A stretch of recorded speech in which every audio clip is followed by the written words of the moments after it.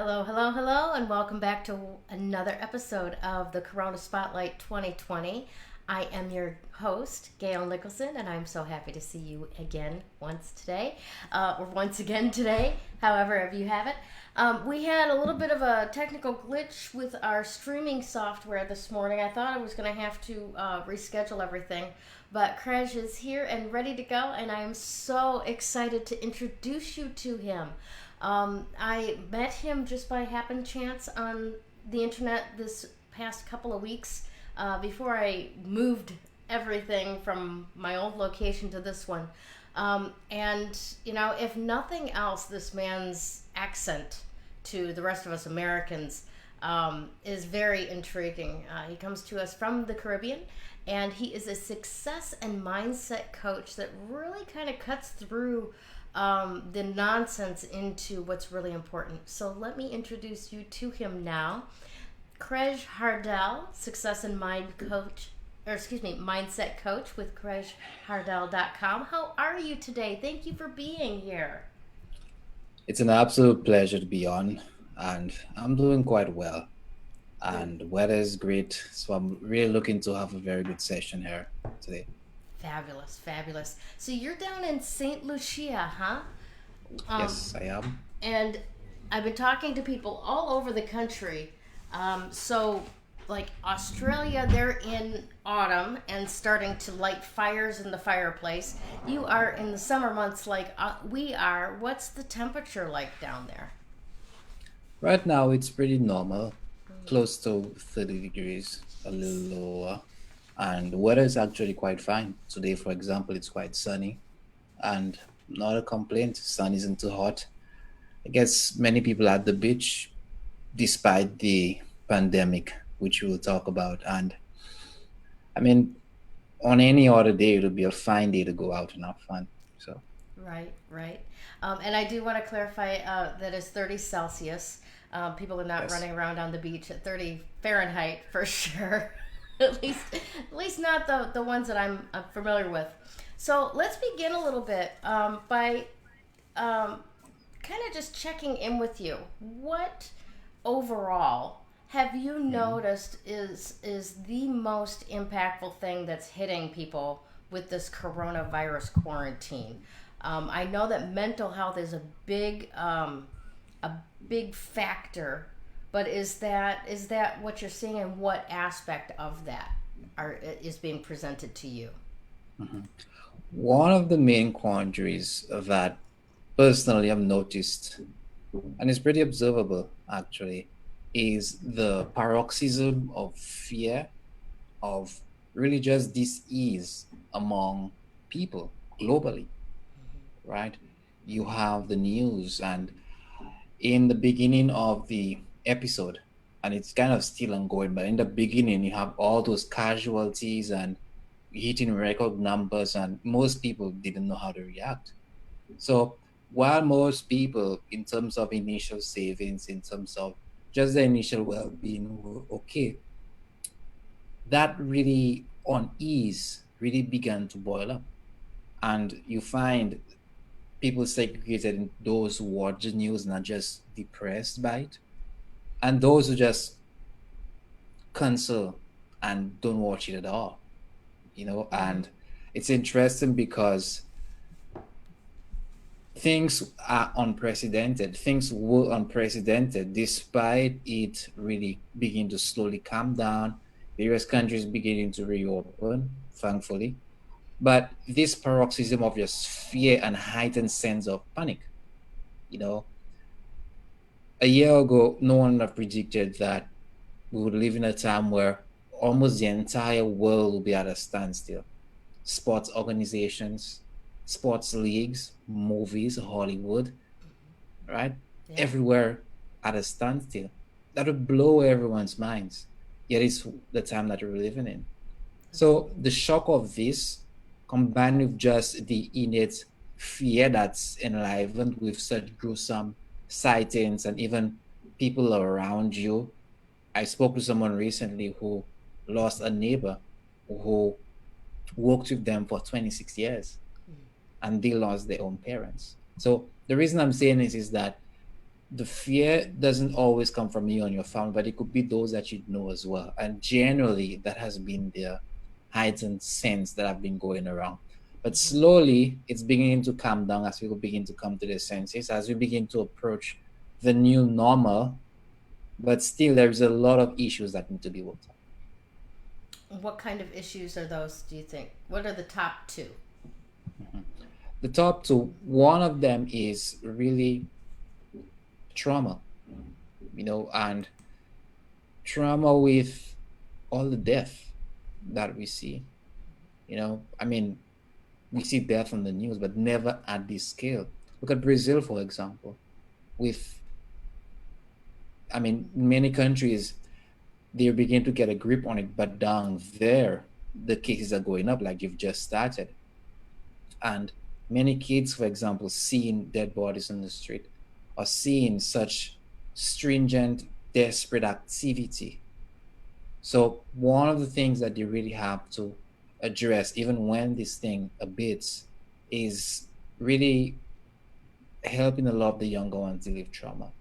And you have things like parents homeschooling children and all the conflicts and relationship conflict that festered already Mm-hmm. now being magnified, right? So these are two things that people who really, really need to address. I mean, in the US and other countries, the divorce rate is in most states over 60%, right? And my point is that such isolation typically magnifies such issues. And whether it's the family, whether it's the couple, whether it's the relationship, or just the individual, Mm-hmm. such tragedies really bring about so many inner issues and really force people to re-examine their lives. And even when we really come back to normal, Mm-hmm. these are things that people really need to get help with. We need to have some sort of counseling on a mass level. That's my opinion. Excellent. That's an excellent point. Now, what are some of the lessons that you have for anyone that is struggling with that and trying to Mhm. raise up out of that right now? The first thing is that you need to understand your roles. And it is something that I say very often because you're more than just a parent, you're more than just an individual, you're a leader. So the first lesson is that you need to understand that you must be alive, well, strong for the various roles around you. People are watching you, just like how the church responds, for example. People are watching them. If you're in a leadership position, if it's your household, in a time of crisis, you're being looked upon as to how you would deal with this. Are you panicking? Most people would panic as well. In an organization, right when money is being cut short and really businesses are really restructuring their models, there is a lot of uncertainty as to jobs. Mm-hmm. And as a leader in an organization, for example, you need to recognize that you more than just who you are. Yes, this is unprecedented. Yes, there is a lot of unpredictable things that happened. Who would ever know that would be in a time of ration toilet paper? It wasn't the case, but Right. it certainly was the case a couple of weeks back. So in times like these, the first lesson is that you need to understand your role, understand that no matter who you are, parent, religious leader, sibling, Mm-hmm. church leader, right? Yeah. Business owner, that you need to really own your role and see yourself as a leader, not just personally, but how you influence everyone around you, your team, your family, and community at large. So that's the first lesson. The And second before one, before you get into mhm, the second one, I would just like to add on to that that it is also so very important that we make sure that our own cups are full, so that we can give to others and to share with others, even if it's just within our home, with self care and taking care of those things that make us feel like we've got a foundation or some stability under us that helps us become, or rather be, that leader in a progressive, not that, that's not the word I'm looking for, but a positive way, right? Yes. And so please And go continue. and I was about to segue into something relating. And the second one is that you need to ensure that you take the necessary time for renewal. And you need to see the current crisis as not something that happens to you, right? As much as we that may be obvious to some, but something that's happening for you. And begin to assess where you can grow, where you can become better, how you can become better, what your life direction is like. Okay, what changes do you have to make, right? Right. Right. And whether the direction that you're moving is the one that will get you towards the big goals that you have. Sometimes it takes a moment of crisis to really have you re-examine your life. Mm-hmm. Okay, just like people who have turning moments within their lives when they've hit rock bottom. Yeah. Such a crisis is rock bottom, has been rock bottom for so many. Okay, and across industries, we could spend hours discussing this. So the second thing is to really see this particular time and re-examine your life direction and see it as something's happening for you, for your growth. It will make you better. There is a common saying that says, and we all know it, whatever doesn't kill you make you stronger. That's true. And it will make you stronger. And I know some people listening or watching may be going through discomfort and they may be unwell in many ways. However, you're still here, you're still surviving, right? And now you have a lot of lessons to teach. This has added to your layers as an individual. And to move forward properly, you need to view it that way and totally accept it.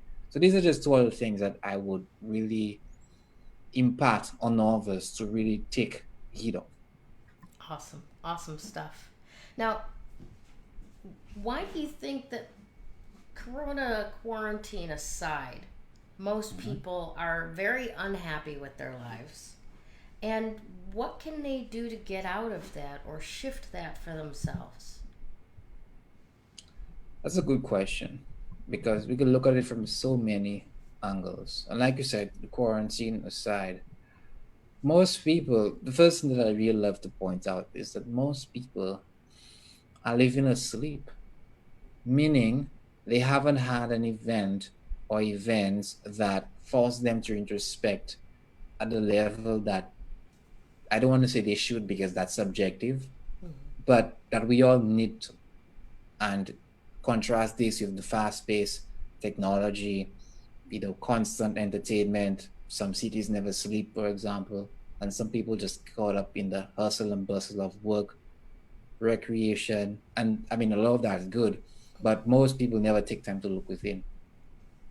So that, like I said, despite the crisis and it not all being good, one of the things that people could do is to take some more time and reflect, right? And whether you're spiritual or not is not the point. It's actually not a spiritual response. The point is that you need to, it gives you the opportunity for alone time away from all the fast paced living, right? And now to really slow, reflected, even if you had a slight deviation how you work. Some people, they didn't really stop working, they just work from home, and that's great.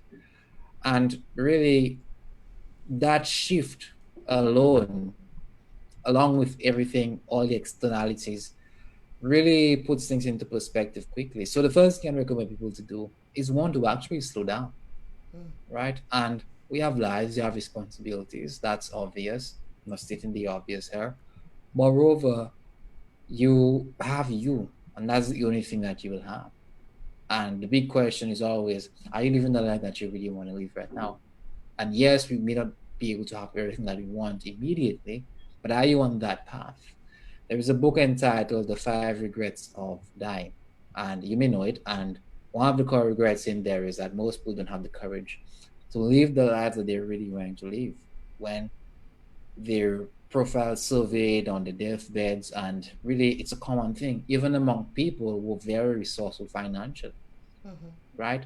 And it's good to have money. I'm not implying that it's not, but it's not the be and everything, Mm-hmm. right? And you need to make sure, more importantly, but just as importantly, that don't worry that you're moving towards a life of immense financial abundance, but you also fulfill in the things that you're doing, why you're doing, and really just a general direction and the way that you just live your life. Because it doesn't make much sense to have a lot financially, but on the inside you're empty. Suicide rates are up. Mm-hmm. They have been high for a while. Drug addiction, drug use. And while these may not always be mutually exclusive, my point is that having more all the time doesn't always mean that you're happier. Right, right, And what makes us all happy and fulfilled is different. You're different from I am, right? right, And right. so is everyone watching and listening to this. So we really have to find and keep in tune for what that is for us and make sure that we live our lives in according to this. It makes sense. It makes a lot of sense.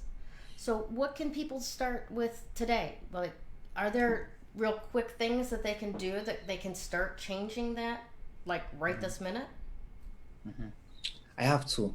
And as simple as they may sound, most people may not do them. You know, it sounds funny. Most people, for example, want answers, but a lot of times they don't take action on them. And sometimes they just had to, and sometimes it's just uncomfortable for all of us, actually. And one of them is that take some time out and actually two things. One, take a break from technology. See what it's like to be off the internet for one day. That may sound simple, but I promise you, most people cannot do it. I've noticed for myself in the past that it's almost become an unconscious, oh, I have nothing else occupying my mind. Here's my phone. Grab my phone, take a look, you know? And I've just checked it 30 seconds before. There's nothing new there, right? But yeah, for some of us, myself included, it's become kind of a knee jerk pacifier that we just grab. So yeah, it's not as easy. It's not as easy as you might think to go without it. But I have I have to say I've gone like camping where I've got no signal, and after 2 days of not being with that technology, with that vibration and frequency in my face all the time, it shifts things entirely, doesn't it? Yeah, yeah. And while some of us may have jobs, some of us may have things that directly involve our devices. The point is to, like you said, decondition the brain from the subconscious response of pulling for a phone, right? Rather than going within and trying to solve a problem, whether it's checking Google Maps or whether it's checking anything, or just compulsively checking social media, right? Mm-hmm. And really, it's like we're tethered constantly, just like some people, they have the devices when they get up out of bed. It's there, it's ringing, Mm-hmm. right? And I'm not talking about people who use it for an alarm, but the first thing after 2 or 3 days when you do this, your brain will slowly begin to reset, and slowly you begin to see your surroundings a little clearer. And you wonder why haven't you been seeing this way all along? But it's only then you could really begin to see, understand really how pulled in that you are.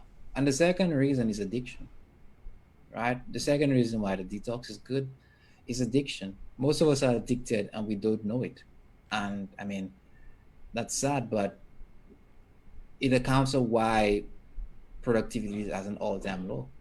You know, productivity is at an all-time low, you know, and while with technology, with our devices, and with better app softwares being around, Mm-hmm. performance isn't up. And yes, some of it is due to automation and increased demands.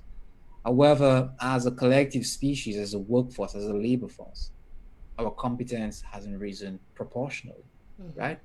Right. So one is to really get in touch with yourself again. And I keep mentioning this because it's important and simple, by the way, right? Mm-hmm. Right. And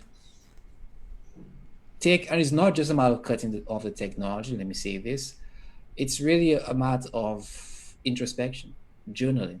Write down what's on your mind. Like I said a while ago, most people, they're so fast paced, they barely even have time to listen to what's in their head, right? That is true. That is true. And I understand some parents, single parents, families have to have long commutes for work, right? and there's barely any time. I understand some of it may be baked into the lifestyle, but really just that time and that to really just breathe, right? Really, really is rejuvenating. And that is something everyone should give themselves, especially in a crisis like this.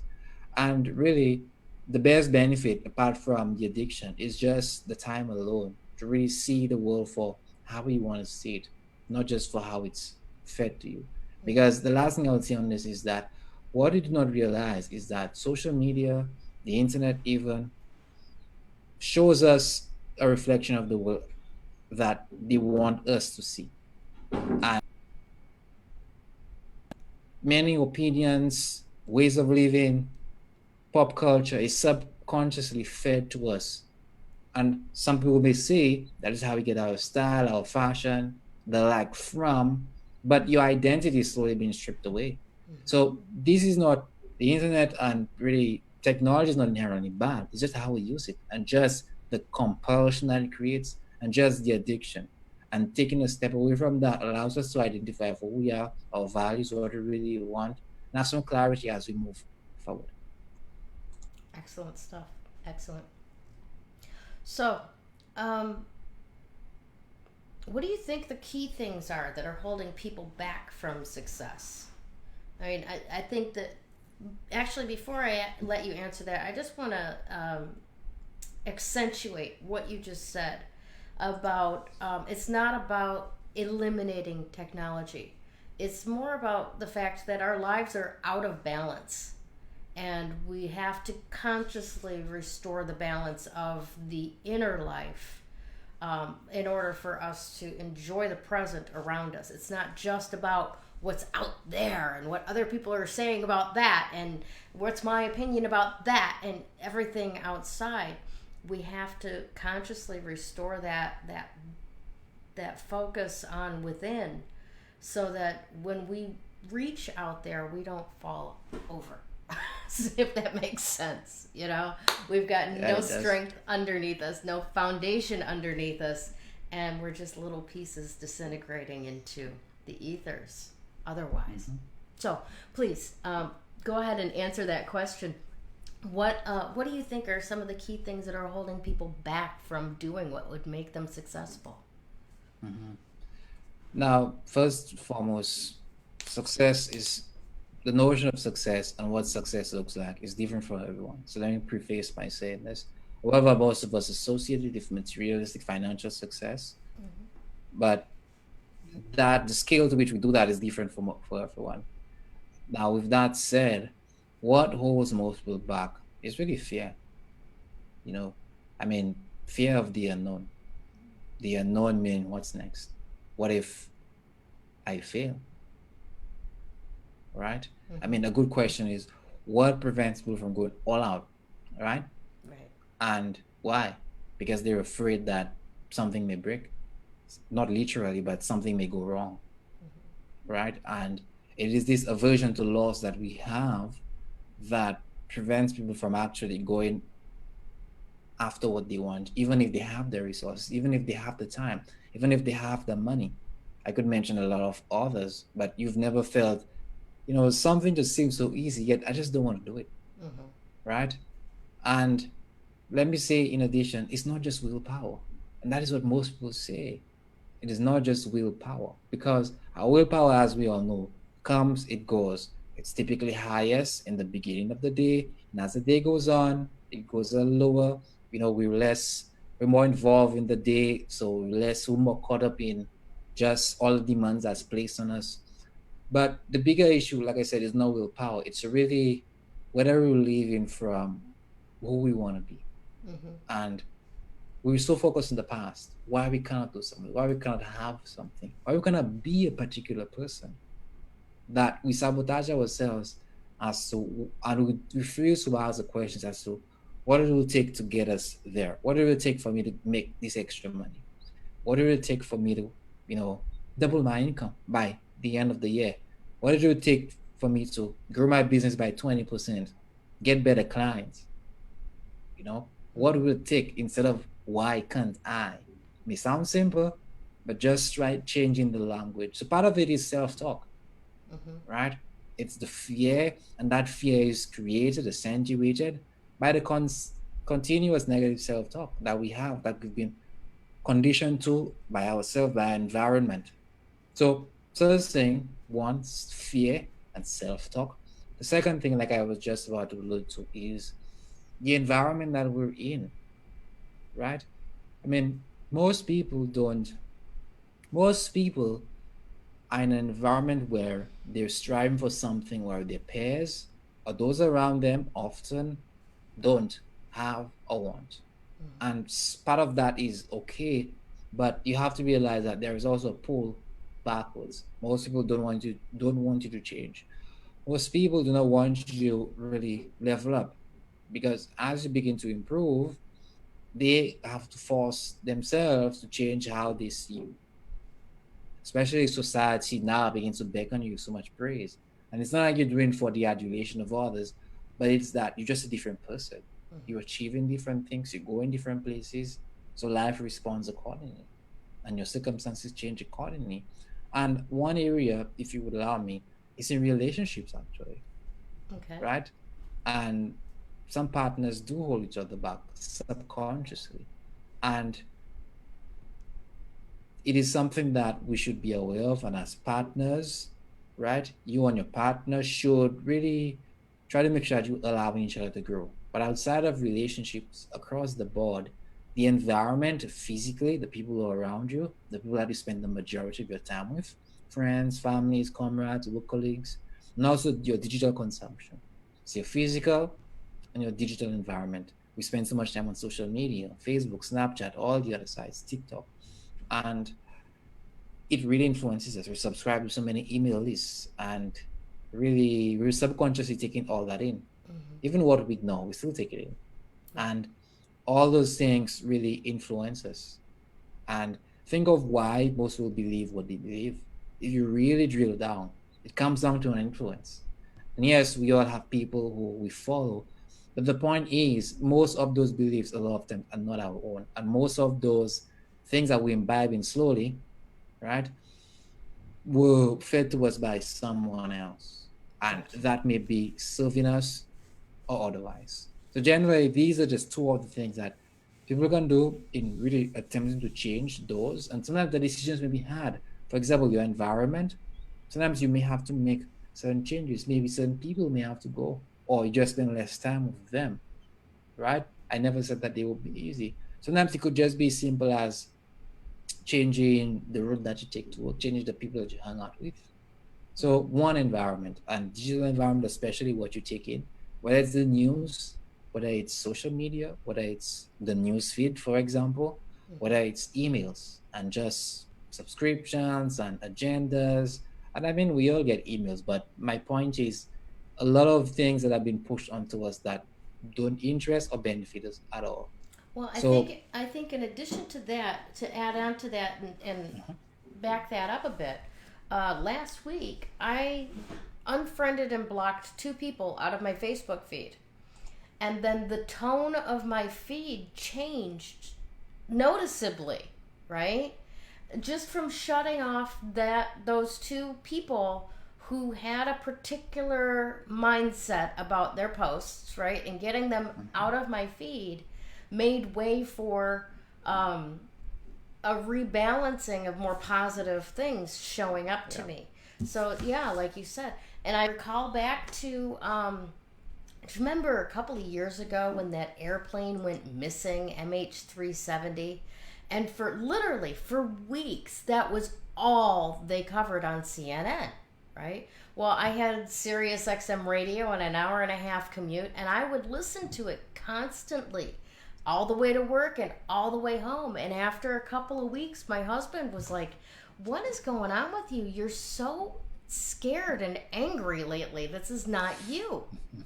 And I had to take a look at the fact that I was ingesting 3 hours of, oh my gosh, this thing just disappeared off the planet into thin air. We have no idea where it's at. We have no idea what happened. All this speculation, all this, do you dare get on a plane anymore? Are the pilots suicidal? I mean, all of this stuff that just throws you into fear. So, agreed.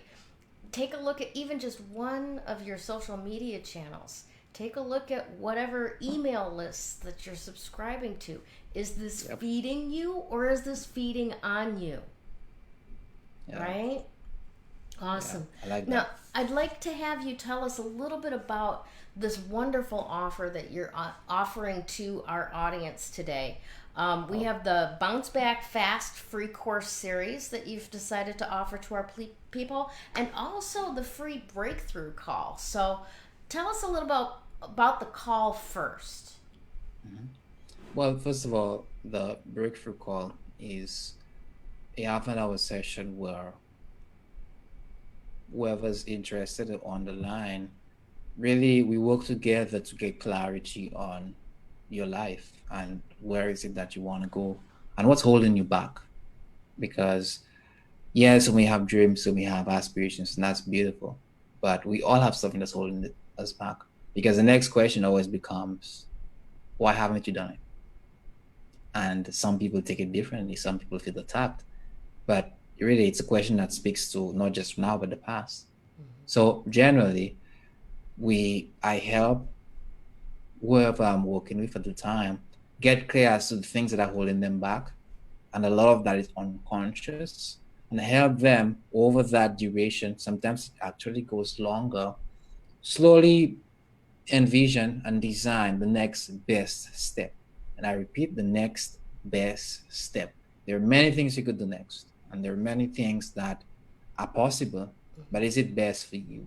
Right. Okay. And generally on this call, that is what we really come up with. And if it makes sense for us to do any work after this more, we do. If not, that's okay. But you walk away with a much clearer understanding of where you at. What is it that you really want? You know, I mentioned technology, I mentioned all the distractions that just pour into us, like you said, and really getting a chance to think on your 2 feet away from that for a little bit. And that could really be shocking for most people. But I mean, you could check the page, or whoever listening could check the page. The testimonials don't lie.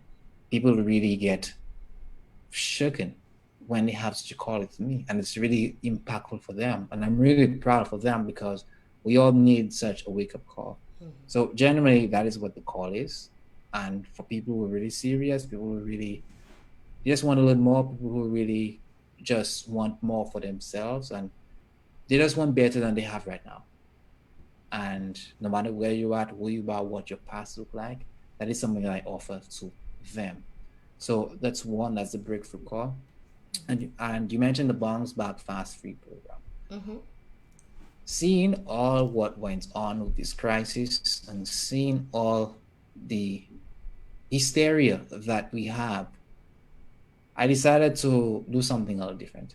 Now I do have a flagship program. It's called Life Awakening System. However, I wanted to give some people some things up front. Now people could still check that out, but the Bounce Back Fast program was a program that helps an individual where they are right now, of all the uncertainty, all the trouble. People may be going through lots of destabilization right now financially. You know, the welfare numbers are going up, the jobless numbers are going up in the US, for example, and that's a reality for most people. And in terms of productivity, in terms of emotional wellness, this mini series helps people come out of that. And it is one thing that I give in there to really help people get stability again. So essentially, that's what it is, and it's free right now. And really, it's really to help people who want to move forward. And we all need some help in some form. And it's really something that I really took it upon myself to do for others. So that's what it is in a nutshell. Beautiful, beautiful.